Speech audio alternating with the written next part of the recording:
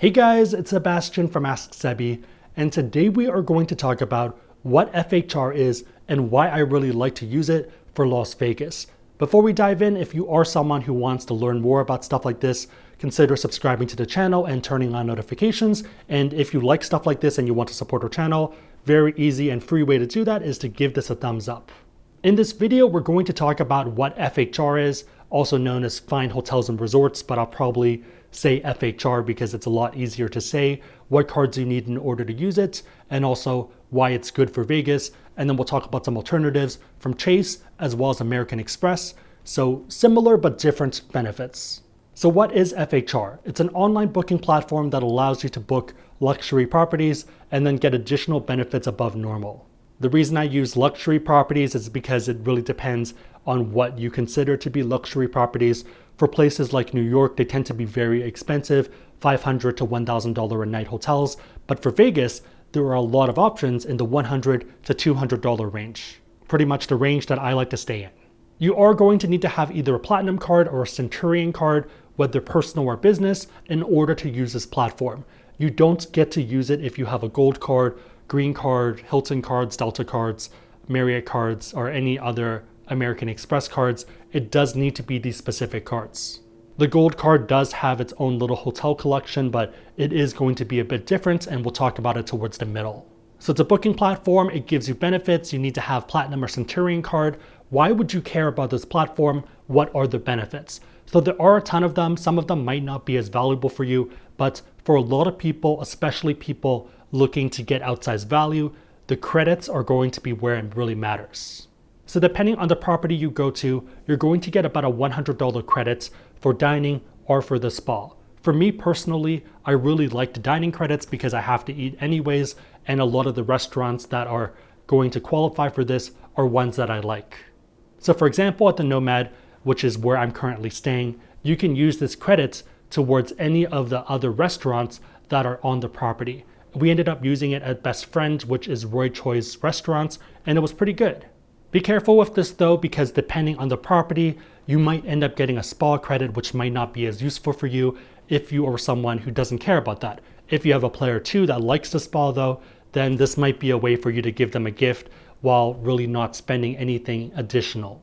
For some hotels, it's also going to be more than $100, so I'd recommend spending maybe 2 or 3 minutes looking at the different options just to make sure that you're getting benefits that you care about. For Vegas, as of December of 2019, Nomad as well as the Waldorf Astoria are going to be the ones that make sense for me given that they have dining related credits. This can obviously change in the future though, so don't quote me on this, and I would always recommend checking before making a booking. The next major benefit is that you're going to get breakfast included, and this is going to vary by the property. For Nomad, it is a $30 credit per person, up to 2 people, so $60 at breakfast. So right off the bat, we have $100 plus $60 towards dining, and these are going to be at places that you might be eating at anyways. The other benefits include late checkout at 4 p.m. as well as early check-in at noon. Depending on the property you're at, you might also be able to check in a bit earlier. So at the Nomad, we were able to check in at 11 a.m., which is an hour before the early check-in, just because they had a room available. I'm not sure if you get this for other properties, but for Nomad, you also get a notebook. Feels nice, doesn't really matter that much, but it's a nice little touch given that they could have also just not given us this notebook. And then the final thing is that you get a 1-level upgrade from the room that you booked. So all of this sounds really great, but why do you care about this for Vegas? The reason is because the hotels tend to be pretty close together and it's not too impractical to move between properties. The breakfast credit is going to be one that you get every single morning of a stay. So if you stay 3 nights, then you're going to get 3 breakfasts. If you stay 1 night, you get 1 breakfast. But that dining credit, that $100 one, is per stay. So if you do a 1-night booking or you do a 2 or 3 night booking, you're still getting that $100 credits.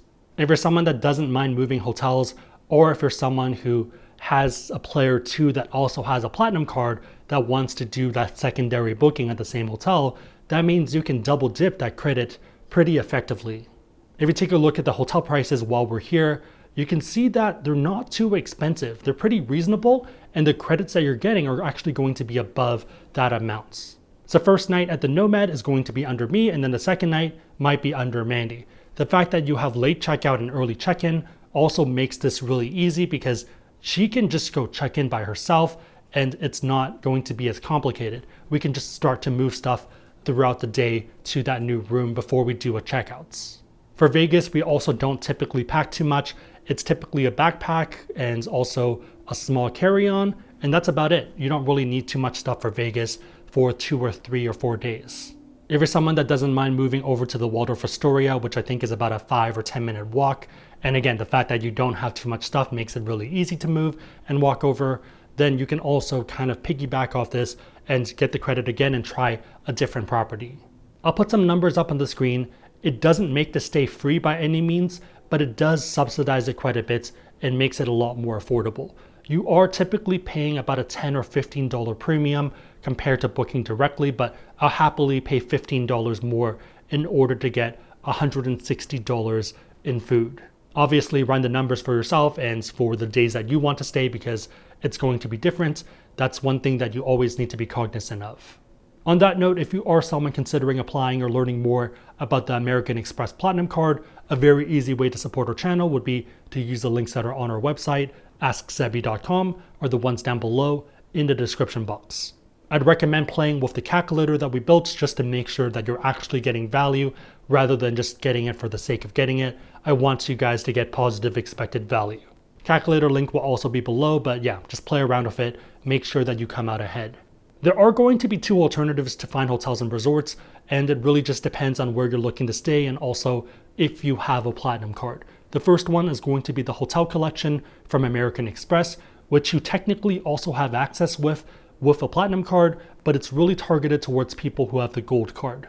So you get access to this with the gold, platinum, or the Centurion card, both the personal as well as the business. It's pretty similar, but it is a bit different because the requirements are a bit higher. And I think there are also more hotels there, so it might be a bit better if you want to have a broader set of options to pick from. You do need to do 2 stays, you get a similar $100 credits, and you also get a 1-level upgrade.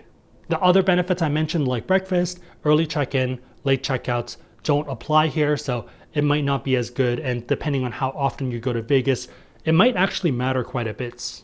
There probably is going to be an exception to this, but on average, I think Fine Hotels and Resorts is a lot more competitive, but as always, run the numbers. Given what I'm doing, the fact that I'm doing these 1-night stays in order to maximize that $100 credit, it doesn't really work for the hotel collection because you have to do 2 nights. And the fact that you also don't get breakfast means that it's harder to come out ahead or to really subsidize that stay.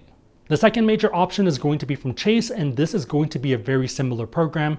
The main difference is that the relationship and the contracts are going to be different. So what I mean by this is when you look at the benefits, for some of them you're going to get spa, and then from the other program, you're going to get dining. So depending on where you're looking to stay, it might make sense to use the Chase program instead. Given the properties that I'm staying on for this trip, the ones that I wanted to review and to try out, it didn't really make sense to use the Chase program, but it is something that's there and I wanted to make sure that you guys are aware of it. These are going to be relatively more expensive options if you are someone who's here for the first time, or if you're just here to gamble and you're not really going to be in your hotel room other than to sleep, then it might make sense to look into other options such as Bally's. The main cost of Bally's is going to be that resort fee. So I'll put it up on the screen. I think it's about $30 or $40. The room rate is pretty cheap and it's pretty walkable. So it is my favorite resort property if I were here just to gamble. So if I was looking to rack off a bunch of poker tournaments, I'd probably stay there. And also the fact that you can get the resort fees waived if you have Caesars Diamond status.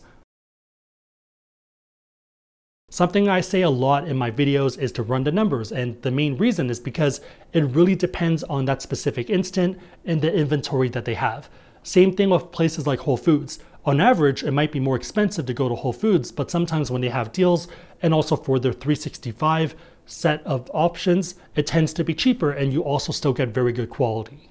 On that note, if you are someone who wants to learn more about these cards, there are links down below in the description box, as well as on our site, AskSebby.com.